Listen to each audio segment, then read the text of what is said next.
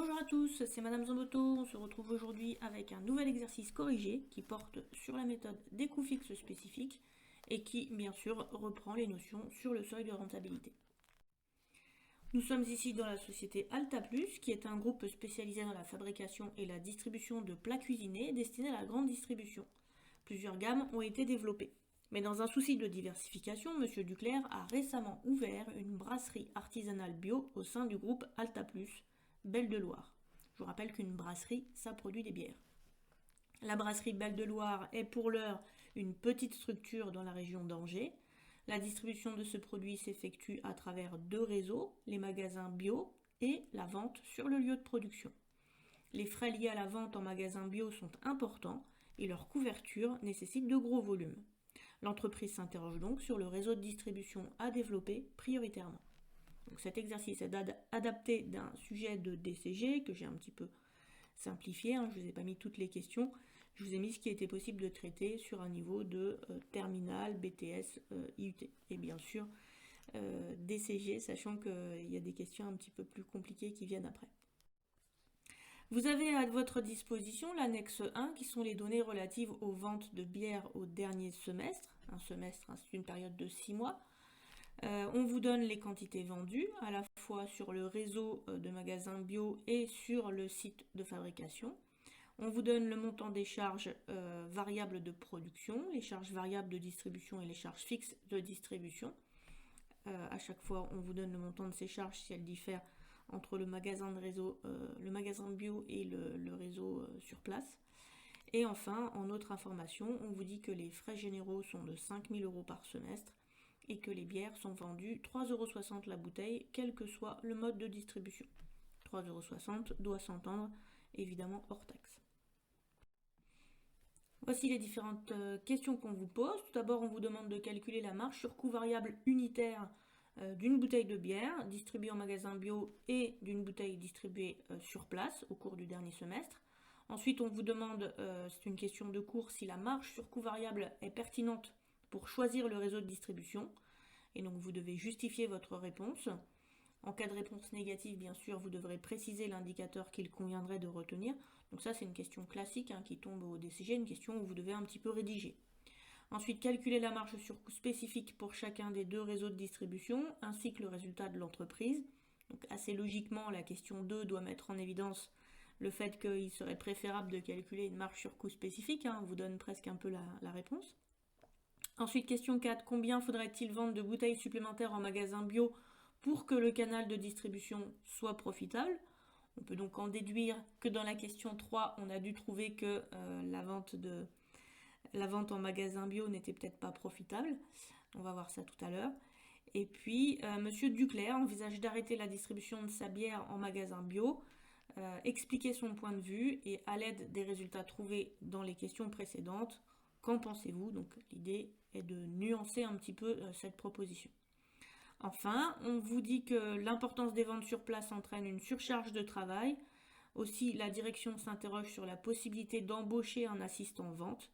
Et donc, on vous demande quel budget mensuel maximal peut être consacré à la rémunération de l'assistant vente, sachant que la totalité des charges relatives à cet employé est considérée comme fixe et que ce réseau de distribution doit demeurer profitable. Donc, on vous demande si cette embauche vous semble pertinente. Pour traiter la première question qui vous demande de calculer la marge sur coût variable unitaire d'une bouteille distribuée en magasin et d'une bouteille distribuée sur place, eh bien il faut savoir comment se calcule une marge sur coût variable unitaire. Par définition, une marge sur coût variable unitaire, c'est la différence entre le prix de vente d'un produit et son coût variable unitaire. On va donc pouvoir répondre à la question sous la forme d'un tableau que j'ai présenté de la façon suivante. Je vais reporter le prix de vente qui est dans l'énoncé. En effet, il est noté dans l'énoncé que les bières sont vendues 3,60 € la bouteille, quel que soit le mode de distribution. On va chercher ensuite les informations sur le coût variable unitaire et on va en déduire la marge sur coût variable unitaire qui s'obtiendra par différence. Je commence donc par reporter le prix de vente, 3,60 €. Ensuite, je cherche les informations sur les coûts variables. Donc on vous dit que les coûts variables de production s'élèvent à 1,80 € par bouteille, et ça c'est quel que soit le mode de distribution. Par contre, les charges variables de distribution sont différentes selon que l'on vend en magasin bio ou que l'on vend sur place. En effet, ça coûte moins cher de vendre sur place. Donc j'additionne ces deux composantes de coût variable unitaire pour le magasin bio et pour la vente sur place. Ça me donne 2,80 € d'un côté et 2 € de l'autre. Et forcément, par différence, je me retrouve avec une marge sur coût variable unitaire qui est plus faible dans les magasins bio qu'au niveau de la vente sur place, donc 80 centimes contre 1,60 € par bouteille sur la vente sur place. Question numéro 2, indiquez si la marge sur coût variable est pertinente pour choisir le réseau de distribution et justifier votre réponse. Alors vous devez un petit peu regarder l'énoncé et vous devez constater que dans l'énoncé, eh bien, on vous dit qu'il y a en fait des charges fixes de distribution qui sont supportées par chaque réseau. En l'occurrence, 12 000 € par semestre pour le réseau de magasins bio et 1 000 € par semestre pour les ventes sur place. Et donc, vous devez penser que ces charges fixes peuvent être rattachées à chaque réseau de distribution. Aussi, si vous vous basez uniquement sur la marge sur coût variable, le problème c'est que l'entreprise peut être amenée à décider à tort de maintenir un réseau de distribution en se basant seulement sur les coûts variables, en disant « Ah bah c'est bon, cette bière-là, par ce réseau-là, ça me permet de dégager une marge sur coût variable positive, bon bah je maintiens ce réseau de distribution-là. » Or, si ce réseau de distribution en particulier entraîne des coûts fixes spécifiques trop importants, eh bien il aura alors ce qu'on appelle une marge sur coût spécifique négative et ça aura un impact négatif sur les résultats.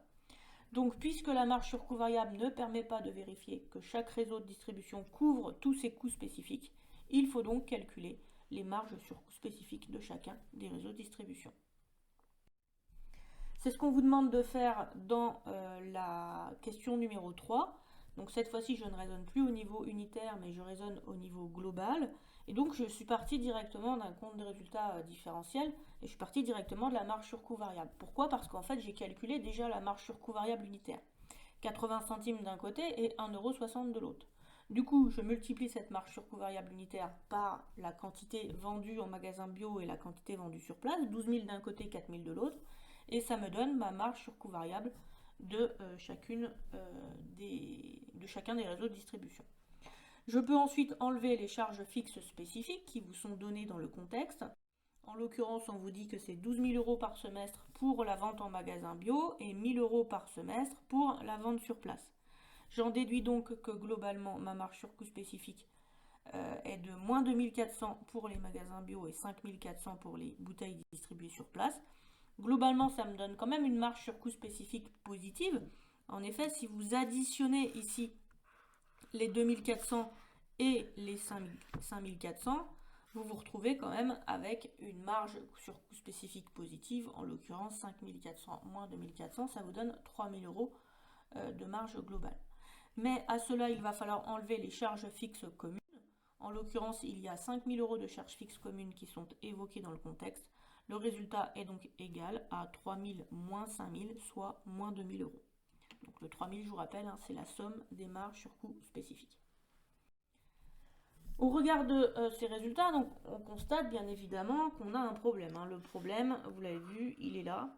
Il est que, avec les bouteilles qu'on vend, on n'arrive pas à couvrir les charges fixes spécifiques. Autrement dit, ici, le 9600 est inférieur ici aux charges fixes spécifiques de 12 000. D'où l'idée d'adopter une stratégie de volume en disant, voilà, combien est-ce qu'il faudrait que je vende de bouteilles supplémentaires en magasin bio pour devenir profitable. Eh bien, vous pouvez alors utiliser votre formule du seuil de rentabilité. Ici, on vous demande une quantité de bouteilles supplémentaires. Donc, ce qu'on peut faire, c'est utiliser directement une formule qui est assez simple, qui vous dit que vous prenez les charges fixes spécifiques de ce réseau de distribution, qui sont de 12 000, et vous les divisez par la marge sur coût variable unitaire qu'on a trouvé comme étant égale à 80 centimes. Et ça vous donne directement la quantité de bouteilles à vendre pour que l'entreprise soit profitable au niveau de ce réseau de distribution. On trouve 15 000, et 15 000, en fait, ce n'est que 3 000 bouteilles de plus que ce qu'on vend actuellement, puisque actuellement, on vend 12 000 bouteilles. Ce n'est pas non plus une augmentation trop conséquente, ça peut éventuellement se gérer en boutique. Certains ont peut-être envisagé de raisonner autrement, puisque quand on vous parle de seuil de rentabilité, souvent vous allez vous diriger directement sur le seuil de rentabilité en valeur. Le seuil de rentabilité en valeur, vous auriez pu le trouver en faisant charge fixe spécifique, donc en l'occurrence, on est toujours sur 12 000, divisé par le taux de marge sur coût variable. Et le taux de marge sur coût variable, ici, quand vous le calculez, vous prenez la marge sur coût variable qui est de 9600. Alors, on va mettre vite fait le calcul, 9600. Vous divisez par le chiffre d'affaires. Alors, le chiffre d'affaires des bouteilles distribuées en magasin bio, il est de 12 000 multiplié par 3,60. Je crois que de mémoire, ça fait 14 400, mais je ne suis pas sûre de moi. Mais vous pouvez le vérifier. Donc ça, c'est le chiffre d'affaires. Donc ça vous donne le taux de marge sur coût variable. Et sur la calculatrice, du coup, ça vous donne 0,66666 à l'infini. Donc ce que j'ai noté comme étant égal à 66,2 tiers. Une fois que vous trouvez votre seuil de rentabilité en valeur, eh bien vous le divisez par le prix de vente. Le prix de vente, il est de 3,60 et vous devriez retrouver normalement également 15 000 bouteilles. Et forcément, dans un cas, vous avez 3 calculs à faire, alors que dans l'autre cas, vous n'avez qu'un calcul. Il est donc quand même fortement recommandé de savoir utiliser ici cette façon de retrouver le seuil de rentabilité en volume. On passe à la question 5, où on vous dit que M. Duclerc, du coup, au vu des résultats, il envisage d'arrêter la distribution de sa bière en magasin bio. En effet, M. Duclerc a été attiré par le fait que, ici, il dégage une marge sur coût spécifique négative. Donc il se dit, concrètement, j'arrête. Et donc l'idée, c'est un petit peu de lui montrer que quelque part, il a un petit peu raison, et quelque part, il a un petit peu tort. En effet, d'un point de vue financier, il a entièrement raison. Si vous enlevez la bouteille distribuée en magasin bio, vous enlevez tout ça, donc vous enlevez la marge sur coût spécifique qui est négative, et donc de fait, ici, vous devriez trouver un résultat qui est de 400 €. Mais en fait, il ne faut pas raisonner uniquement de manière financière. Donc, de manière financière, il fallait quand même le noter au niveau du sujet, que ça devrait permettre d'augmenter le résultat de 2400 €. Mais il faut raisonner aussi d'un point de vue commercial. En effet, regardez, quand vous regardez les ventes, vous vendez 4000 bouteilles sur place et vous en vendez 12 000 en magasin bio. Donc le fait de vendre en magasin bio, ça vous apporte une certaine notoriété, donc ça fait que votre bouteille, elle va être connue, elle va être reconnue, elle va être recherchée par les consommateurs. Donc, bien sûr, c'est important en termes de notoriété d'être présent sur différents canaux de distribution. Par ailleurs, on a démontré juste avant qu'il suffisait d'augmenter les ventes de bouteilles de 3000 pour rendre ce canal de diffusion profitable. Donc, à voir ce qu'on pourrait faire en boutique pour insister un petit peu sur la vente de ces bouteilles.